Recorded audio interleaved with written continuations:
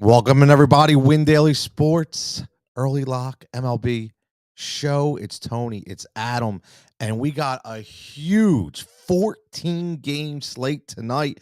Tons and tons of pitching. Adam, you look right from the top.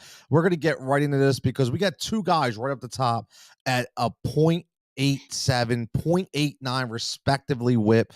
Under one is always elite. Are either one of these guys where we're going? And we also have another guy who's been absolutely electric in the 9,000 range over the last couple games. So I'm curious, Adam, ace of the slate, who we got tonight? You're going to be a happy guy because for me, it's Aaron Nola. Sixth in the league in total strikeouts at 99. Second in the league behind only Sandy Alcantara as far as innings thrown. And, those are like the two biggest things you look for in a pitcher. Are they striking hitters out and are they going deep into the games? Nola checks both those boxes. Like you mentioned, whip under 0.9. The Padres might get Manny Machado back tonight. He was doing some exercises on the field last night. And great if they do, sure, they're a more dangerous offense. But let's face it, even with him this year against righties, they're 20th in WOBA, 25th in ISO, and then 19th in OPS. That's not anything that scares me on paper. Like if you just took the names away from these hitters, that's nothing to be freaked out about. San Diego's also 25th against the curve, and you know better than most that is Nola's star pitch as far as strikeouts go. This is a really good spot in San Diego for Nola. If you're spending up, I think he's the clear choice, and I think the field's probably going to reflect that. But I can't argue against it.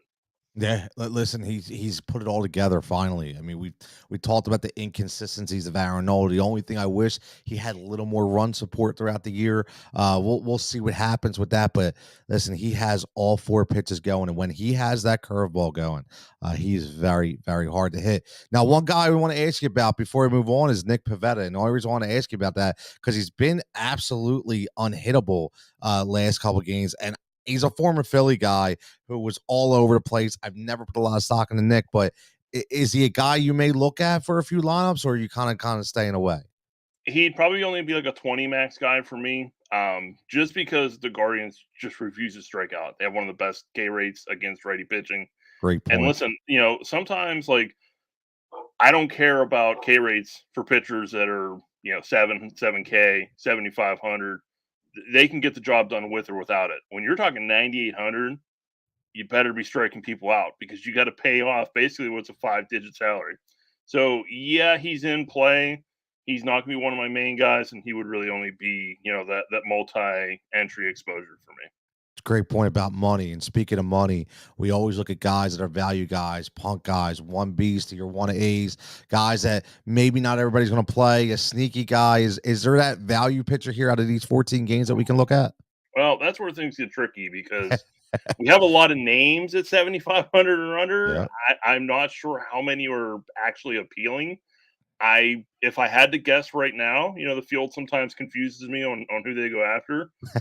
I would bet Merrill Kelly's going to be the most popular SB2 under 8K. He gets the Detroit matchup. Javier Baez is on a heater, but past that, him and Riley Green are probably the most dangerous bats in that lineup. Kelly's not flashy, but he's a veteran that can get the job done. As far as sneaky, though, I'm going to throw out a name. I'm not going to be happy about it. I'm already prepared for him to bite me in the ass tonight. Mitch Keller across his last 7 games, 3.55 ERA, 33 innings pitched, 26 strikeouts, only 16 walks, still not great. 1.36 whip, again, not great, but he's under $7,000. Like, he's against Tampa Bay. He's better against the left side of the plate, which is a big deal with Tampa's lineup. He's likely going to see something that's fairly lefty heavy. The seasonal numbers, 318 WOBA, nothing special against that side of the plate, but the home runs come down to 0.61 home run per 9. Whips down a little bit. The Rays are missing up to 5 starters again. He's not putting it together the way everyone hoped, but he's making strides. He's making some improvements here that you could at least maybe extract some value. Nah, and I know it's not Pittsburgh biased by you, 100%. It is legit. You make a great point because when you get a guy, we always look about those values, and you're getting a guy under 7K that has 15 to 18 point DK potential going up against Tampa Bay, who even with their starters, we already talked about this, wasn't the best offensive team anyway. So Right. I think it's a really, really good spot. Now, what about those bats? Obviously we talk about gas cans, guys that we're going to attack, so we'll get that with your stack. But who's the team that we're going to line up on tonight? Generally, we really haven't used the White Sox when they face a righty pitcher, but tonight is an exception because they get Kyle Bradish. Yep. Listen, I don't understand how you don't want to attack this guy right now. I'm not saying he won't be successful at the major league level ever. He has not shown any ability to be successful right now, and that's what's important is to start tomorrow against the right side of the plate. A 491 WOBA. I mean, we're talking almost 500. Like you just don't see that number for a guy that has this many starts as he does under his belt. A 3.24 home run per nine, 7.53 FIP. Yeah, if you go up and down that lineup, the Chicago White Sox, like just their stats against righties, it's not great. They're not very good. They're not what you would expect out of this lineup. But guys like Andrew Vaughn, Tim Anderson, Jose Abreu is 4K. He's been heating up. Luis Robert, like there's a nice mix of Anderson and Robert are expensive, but Abreu and Vaughn are very affordable. So even if you're paying up at pitching, you can still afford pretty much that 4-man stack without much of an issue. Yeah, I love playing Chicago. I do, and the only reason why I like playing them is because they have a lot of guys under that $5,000 threshold that can be profitable. One guy I love is AJ Pollock. I've always, when he was, whether he was a Diamondback, whether he was in a Dodger land, and right now in Chicago, he just puts it all together. And if you look at his DK numbers, only one game at a 0 spot in the last 5, and always above that FFVP cash line. So I really like AJ Pollock, and I like that. Any sneaky stacks, Adam? Anybody that we may not be looking at that could give us some value if we stack them up? So I think the sneaky one, and again, I could be wrong. We don't have ownership yet, but I kind of like the lefties for St. Louis, and this is a lineup that we normally target the righties. Paul Goldschmidt, Nolan Yep. Arenado. I'm not saying you can't play them if you'd like, but when we look at Kyle Hendricks, again, WOB over 400 against the left side of the plate. XFIP is 5.42. The home run allowed is 2.52 home run per nine. Donovan, Nolan Gorman, Tommy Edman, Carlson, all these guys are going to be hitting from the left side of the plate. And again, they're pretty affordable. I mean, Gorman's coming off just a monster game, showing what he's capable of, showing that what people would hope for when he came up. He's still under 4K. I get it. He's not the most consistent guy, but when somebody has that kind of an upside and they're under 4K, it's got to be interesting.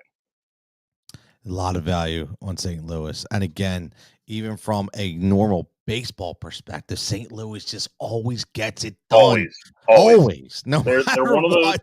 They're always there. Black magic teams that just always make it work. It doesn't matter. They pull somebody out of the stands and hit him ninth, he'd probably hit like 220. Yep. That'd be pretty good for a fan out of the stands. Let's face it. Exactly. It's crazy. It is. Just put on the Cardinal uniform. You're good. You're ready to roll. It goes all the way back to the Chris Carpenter days, and like no matter who they bring in, just produce. Who they bring up, produce. Dylan Carlson to me under $3,000 is an absolute highway robbery right now. Yeah. I for this game, 2,900. If he's not in your lineup as a value play, I think you're sadly missing one of the best values on the slate, in my opinion. Adam, any other values, whether it be a pitcher, a hitter, a stack, anything from this 14-game slate before we start to wrap it up? So I mean, I do love Gorman, like I mentioned. Until O'Neal Cruz hits 4,500. I'm going to pretty much play him every day, but he doesn't really fit into the FEVP category. I get that. 3,600 for his potential at the shortstop spot. When you're looking for power and speed, you're usually paying at least 4,500, especially in that slot. But my main guy, and I'll have some split exposure, obviously. But at first base, if you for some reason you fill up your lineup, you just can't get to Andrew Vaughn. You can't get to Jose Abreu. Michael Chavis gets a lefty in Jeffrey Springs. Springs has had a pretty good season, I grant you. Chavis does strike out almost 30% of the time, but he's under 3K against lefty pitching this year. 384 WOBA, 229 ISO, and a 208 ISO against the changeup, and that's the main off-speed pitch for Springs. So I really don't mind him. And then he's got a 386 expected WOBA against the fastball. Like those are the two main pitches for Springs. Under 3K, you can get a cheap home run off him. I like to see. That's why we do this show. These are the kind of analytics that you do not get anywhere else. 29 points for DK in his last 3 games, and he's under 3 grand. Tremendous. But as always, everybody make sure that you're checking out Win Daily Sports on all social formats. You're subscribing to the YouTube channel. You're smashing the like button. We got a lot of promos coming up next week. Make sure you're checking us out, getting ready for that big time football season. But right now we got you locked in on MLB. So as always, for Adam, for Tony, everybody, make sure you're checking the 5 and 5 on the weekend. 5 plays in 5 minutes. Everybody, get your wins, be profitable, and we'll catch you next time.